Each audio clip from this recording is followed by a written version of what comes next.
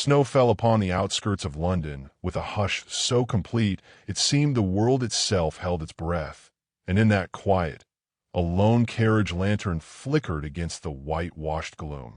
Elsinore Whitcombe pressed a trembling hand to her cloak, her hired gig abandoned behind her after its wheel had splintered on the frozen ruts. The cold gnawed through wool and bone alike, yet she pushed forward, guided only by the faint glow approaching along the road. She prayed the occupants might offer a moment's shelter, though she knew how precarious such a request was for a woman alone. Still, the alternative, freezing beneath a merciless sky, was far graver.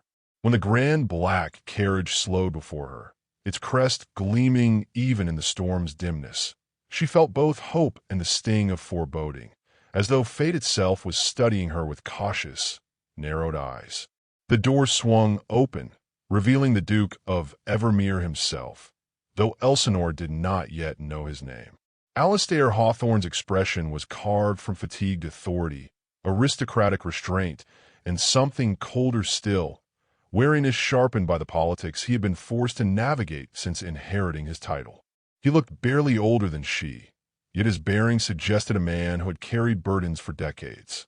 When she explained her predicament, her voice thin with cold, he hesitated only a moment before gesturing her inside, driven more by duty than warmth. She thanked him quietly as she stepped into the carriage's velvet interior, unaware that her very presence there would soon imperil her reputation and his composure. The door shut, sealing them in an intimacy neither had invited. Within the dim, swaying carriage, Elsinore folded her hands tightly, conscious of every breath she took. Alistair observed her with an inscrutable gaze, noting her plain but well-kept attire, her delicate posture, the frost clinging to her lashes. His suspicion deepened, not because she had behaved improperly, but because he had grown accustomed to concealed motives behind gentle manners. Parliament had taught him the price of misplaced trust, and society had taught him that many a sweet expression masked ambition. When she thanked him again, he received her gratitude with formality so rigid it bordered on disdain, yet she sensed the strain beneath it and pitied him without quite understanding why. The wheels jolted violently as the horses fought the icy road, and the sudden lurch threw Elsinore from her seat. She collided with the Duke before she could gasp, their faces brushing, their lips meeting in a fleeting, accidental kiss that felt like a spark struck in darkness. Shock coursed through her, followed immediately by mortification so profound it stole her breath. Alistair stiffened as though branded, his hands pushing gently but firmly to right her.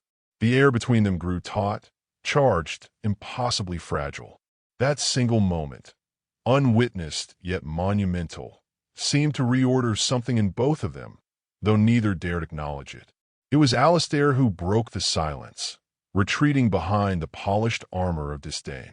He declared that such proximity was improper and that misunderstandings of this nature often led to unwelcome assumptions. His voice hardened as he added, "You are not suitable to be mine," as if preemptively severing a tie neither had sought. Elsinore felt the words strike like a whip, unjust, humiliating, and delivered without the faintest regard for her circumstances. She straightened with quiet dignity, refusing to let her shame show, though her cheeks burned hotter than the carriage's faint warmth could explain. The remainder of the journey passed in brittle silence. Alistair fixed his gaze on the snow-streaked window, though his thoughts remained entangled behind him. Something about her expression, wounded yet composed, stirred a discomfort he could not name. Elsinore, meanwhile, fought to steady her breathing, determined not to cry in the presence of a man who had granted her shelter only to strip her pride. Yet beneath her hurt lay something equally disturbing, the memory of the accidental kiss, a moment she wished to forget but suspected she never would. When the carriage finally rumbled to a halt before her father's modest vicarage, Elsinore stepped down with a grace that surprised even her. She thanked the Duke once more, though the tremor in her voice betrayed the blow he had dealt. Alistair inclined his head, his expression unreadable, and the carriage pulled away before she turned toward the door. Snow swirled around her like restless spirits, whispering warnings she could not yet decipher. Inside, warmth greeted her, yet the chill of humiliation lingered. She told her father only that a passing carriage had brought her home, omitting all that might distress him. Still, whispers had already begun along the road. A solitary woman seen climbing from a nobleman's coach could ignite speculation with dangerous speed. Elsinore sensed the shifting tide even before dawn arrived, carrying with it the weight of uncertain consequences. The next morning, as pale sunlight filtered through frosted panes, a knock sounded at the door, measured, authoritative, unmistakably aristocratic. When her father answered, a sealed letter was presented, the Hawthorne crest pressed into the wax like a promise or a threat. Elsinore felt her heartbeat quicken as she accepted it. The message was brief, formal, and heavy with implication. The Duke of Evermere requested an audience with her. No reason was given, yet she understood immediately. The accidental kiss, the harsh dismissal, the precarious balance of reputation. Everything now hung upon whatever words he intended to speak. Alistair Hawthorne arrived at the vicarage the next day with the composure of a man who had rehearsed his every breath, though his thoughts churned with an unease he refused to name. Elsinore, standing beside her father in the modest drawing room, met him with a polite stillness that unsettled him more than any impassioned accusation might have. She looked neither timid nor angry.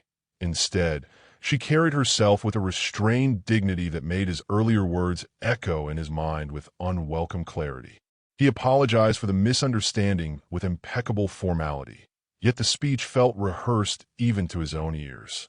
Elsinore listened without interrupting, but when he finished, she replied with a calmness that pierced him more deeply than indignation ever could. She informed him that while she accepted his apology in principle, she did not accept the foundation upon which it stood. Her dignity, she insisted, had never been his to question. The Duke found himself momentarily at a loss, unaccustomed to being met with such unvarnished sincerity. When he left the vicarage, he carried with him a disquiet he could neither ignore nor articulate. By evening, London's whispering circuits had already seized upon the incident. Tidings traveled from maidservants to coachmen, from market stalls to drawing rooms, until the story reached parlors gilded with chandeliers. A woman, anonymous but intriguing, had been seen descending from the Duke of Evermere's carriage. Some claimed she had fainted into his arms. Others declared she had been weeping. Imagination embroidered fact with reckless ease, and within hours, the tale had become both entertainment and ammunition for those eager to dissect the newly minted Duke's personal affairs. Alistair heard fragments of the rumors during a meeting with his steward and dismissed them outwardly, though his jaw tightened with each careless remark. He knew how swiftly gossip could tarnish an unprotected name, and his conscience stirred with guilt at the thought of Elsinore's position. She, meanwhile, endeavored to keep her mind on her household duties, though even the simplest tasks felt weighted by the knowledge that unseen tongues were crafting narratives she could not refute. 2 days later, a small package arrived at the vicarage bearing no inscription other than a seal she recognized. Inside lay a single winter rose, preserved in a delicate glass vial. Its petals, tinged with frost-like pale blue, symbolized both rarity and fragility, perhaps even regret. Elsinore hesitated before touching it, torn between resentment and the unexpected tenderness of the gesture. Yet before she could hide it away, a visiting neighbor glimpsed the rose and exclaimed loudly over its beauty and presumed meaning. Within hours, the countryside echoed with new conjectures. The Duke was wooing the vicar's daughter. Elsinore felt her stomach twist at the notion, for the token had not promised affection, only a complicated sentiment she did not dare decipher. Still, the rumors surged with fresh vigor, their force now strong enough to spill into London proper. Seeking to quell the spreading speculation, Alistair extended an invitation to Elsinore and her father to attend the upcoming charity assembly at Evermere Hall. The event was meant to be respectable, charitable, and harmless. Yet Elsinore could not shake the uneasy sense that accepting meant stepping into a world designed to scrutinize her. Nevertheless, Her father saw no impropriety in attending a public gathering at the home of a nobleman who had shown them courtesy, and so the decision was made. On the evening of the assembly, when Elsinore arrived beneath Evermere Hall's arching stone entrance, the grandeur of it startled her. Candlelight shimmered across polished floors. Silk gowns rustled like soft storms. The scent of pine garlands mingled with crushed snow brought in by guests. She felt exposed, an intruder in a gilded labyrinth. Alistair, catching sight of her from across the room, felt a breath lodge in his throat. The simple elegance of her gown, soft gray with glints of silver, only emphasized her quiet beauty. He greeted her with courteous restraint, though something warmer flickered beneath it. Elsinore answered him with equal composure, neither shy nor bold, simply present in a way that disarmed him. Their conversation remained formal, yet every glance seemed to carry an unspoken thread of the carriage incident, a memory neither could dismiss, though both tried to bury it beneath propriety. The evening would have passed peacefully had the assembly not been thick with those who thrived on innuendo. Elsinore felt eyes following her as she circled the ballroom, heard faint murmurs dissolve the moment she drew near. At one point, she paused to admire a floral display, and a duchess nearby whispered to a companion something sharp enough that Elsinore caught the words without seeking them, entirely unsuitable, no matter how prettily she holds herself. A flush crept along Elsinore's throat, though she kept her expression serene. Alistair, who had not intended to overhear, felt anger flare through him with surprising force. Moments later, when Elsinore faltered under the weight of too many watching faces, Alistair crossed the floor with decisive grace and extended his arm. The gesture seemed small, but in that society, before that audience, it resonated like a declaration. She hesitated only a heartbeat before accepting, allowing him to guide her through the throng with quiet assurance. Her fingers rested lightly on his sleeve, yet the contact steadied him as much as it steadied her. Together they formed a tableau that captivated the room. A duke acting with unmistakable intention, and a woman carrying her dignity like a shield. By the end of the night, Alistair realized that what had begun as an attempt to mitigate scandal had led him instead into deeper entanglement. Elsinore realized that the world she had always observed from afar now stood poised either to destroy her or to change her life entirely. When they parted at the foot of the grand staircase, neither spoke the thoughts that lingered between them, but both understood that the story had already moved beyond their control. The snowstorm arrived with a ferocity no one at Evermere Hall had anticipated, swallowing the distant hills and sealing the estate beneath a vast, unbroken whiteness. Guests who had expected to return to London by morning found themselves stranded, their carriages rendered useless beneath mounds of snow. Elsinore stood near a frost-laced window, watching flakes spiral downward in relentless silence. The storm felt almost symbolic, as though nature herself had intervened to trap everyone in place until certain truths were forced to surface. She sensed that her presence there, already fraught with risk, had entered a more precarious realm. Yet beneath her apprehension lay a quiet curiosity about the Duke, whose actions throughout the evening had challenged all she thought she knew of him. Alistair had spent most of the night wrestling with the consequences of his own impulses. Escorting Elsinore through the ballroom had not suppressed rumors but ignited them. Still, he could not regret the gesture, for her composure had stirred something uncomfortably human within him, a longing to shield rather than dismiss her. In the early hours, seeking solitude, he retreated to the Evermere library, a sanctuary of high shelves and dim lamplight. It was here, amid leather-bound volumes and the faint scent of antiquity, that he found Elsinore already seated in a high-backed chair, absorbed in a book she had pulled from a lower shelf. She rose immediately upon seeing him, murmuring an apology, but he bid her remain, assuring her she was no intruder. For a long moment, they simply regarded one another, the quiet between them charged with all the words they had avoided speaking. Elsinore finally set the book aside and admitted she had sought the library because the grand public rooms overwhelmed her. The scrutiny, she confessed, had left her feeling as though every breath she took demanded justification. Her honesty struck Alistair more forcefully than she intended, for he carried an unspoken truth of his own. He too felt the constant sting of being observed, weighed, and judged. He told her so, his voice unusually unguarded, explaining the pressures of Parliament, the relentless expectations of the aristocracy, and the fear of missteps that could unravel years of cultivated decorum. As he spoke, the rigid posture he habitually maintained softened, and a gentler man emerged from beneath the armor of duty. Elsinore listened with quiet intensity, understanding that his confession was a rare offering. She told him that while she had been raised far from the grandeur of noble life, she recognized the burden of impossible expectations. Yet she could not ignore the wound his initial dismissal had carved in her pride. She spoke of that moment in the carriage, the accidental kiss neither had invited, and how his judgment afterward had left her feeling not merely embarrassed, but diminished. Her voice remained steady, though her hands trembled slightly where they rested in her lap.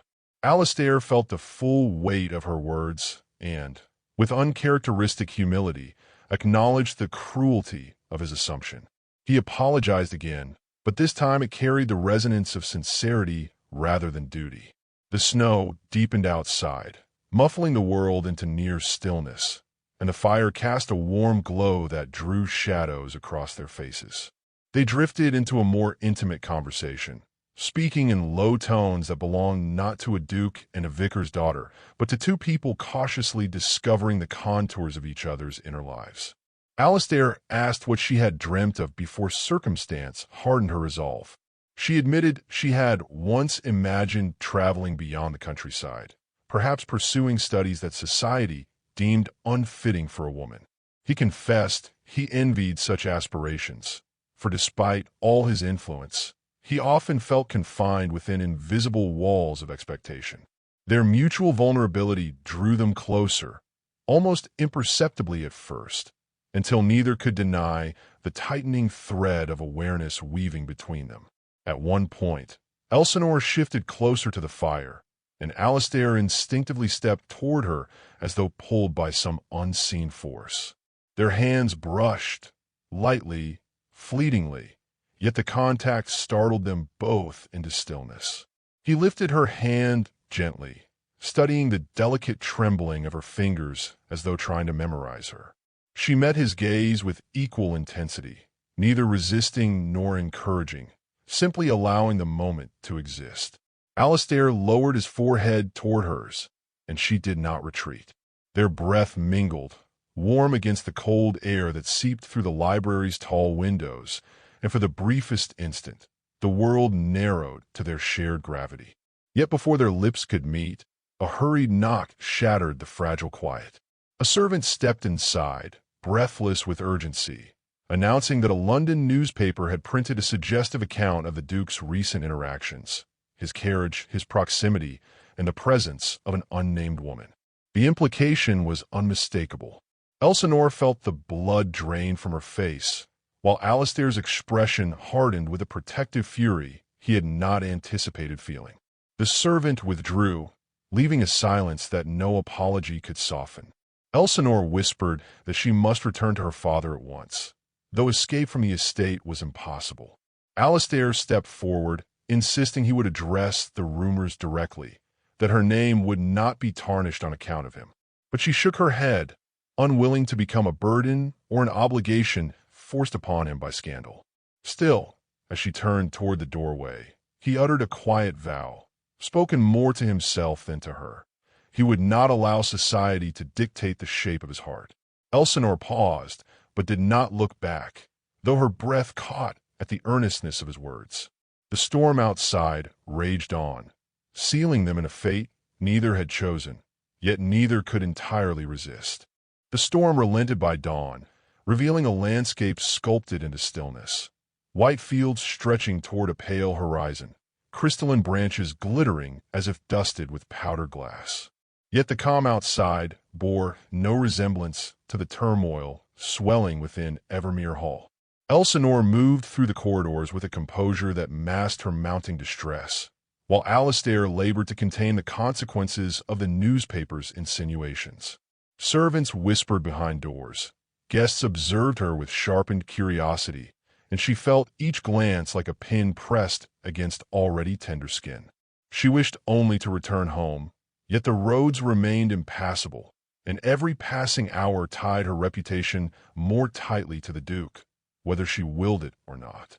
Alistair, meanwhile, spent the morning drafting letters to editors, attempting to halt further embellishment. His steward suggested waiting until the roads cleared, but Alistair rejected passivity with unusual fervor.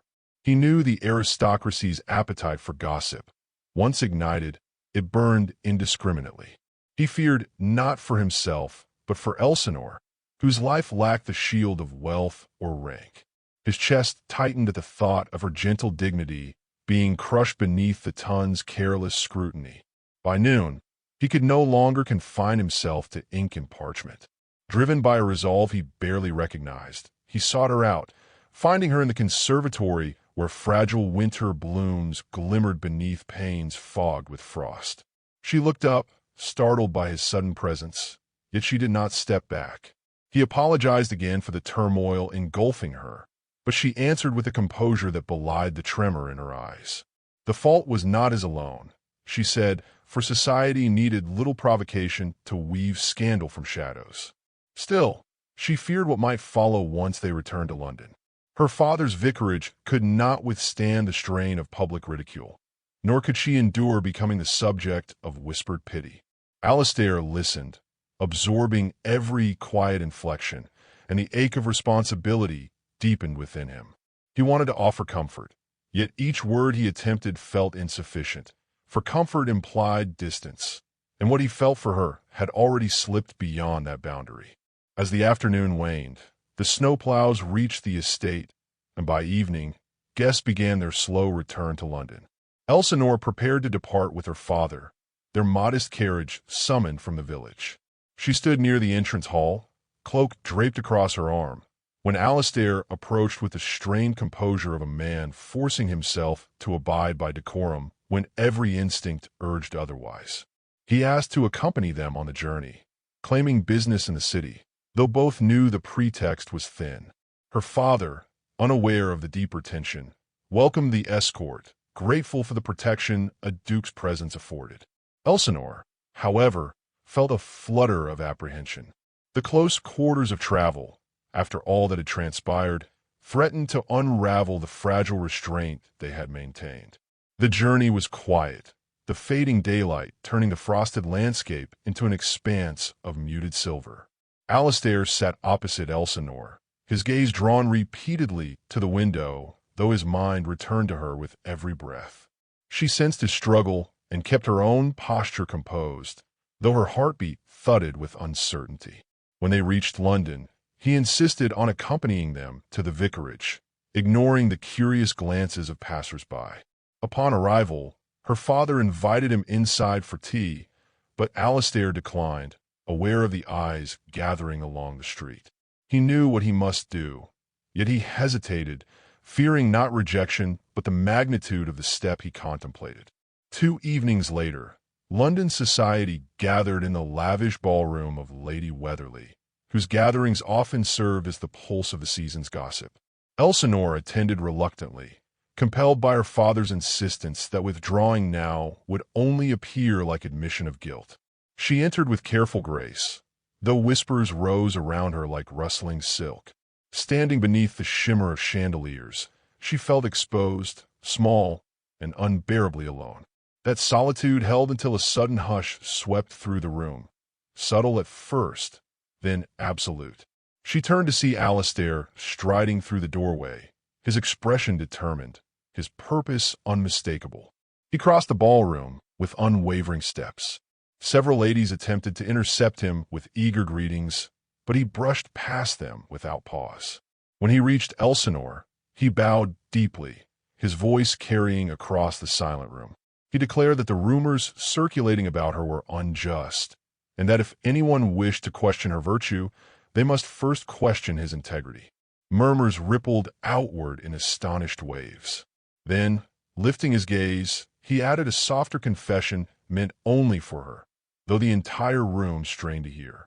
He told her that the greatest error he had made was believing she was unsuitable when, in truth, she possessed a steadiness and grace that put his own worth into question. Elisnore's breath caught, her heart warring between disbelief and a fragile bloom of hope. She reminded him gently that public defense did not erase the weight of expectation that would fall upon them both should he proceed down this path. His response came without hesitation. Outside, beneath the gaslit courtyard, he sank to one knee in the snow, offering her not duty but his choosing. Gasps rose from the doorway, yet neither of them heeded the spectators. Elsinore felt the walls around her heart, built of caution and wounded pride, begin to yield. She whispered her acceptance, soft as the falling snow, yet powerful enough to silence the world. Their wedding took place weeks later, modest by ducal standards, but radiant in sincerity. As they stepped from a church into the pale winter sunlight, hands clasped, the murmurs of society faded behind them like a distant storm finally spent. Though challenges surely awaited, the bond forged in adversity held firm, unshaken by the judgment they had defied together. And as they walked toward the waiting carriage, the one that had begun their story in tumult, Elsinore felt a quiet certainty settle within her. That love, once dismissed as unsuitable, had rewritten both their lives with a courage neither had expected to find.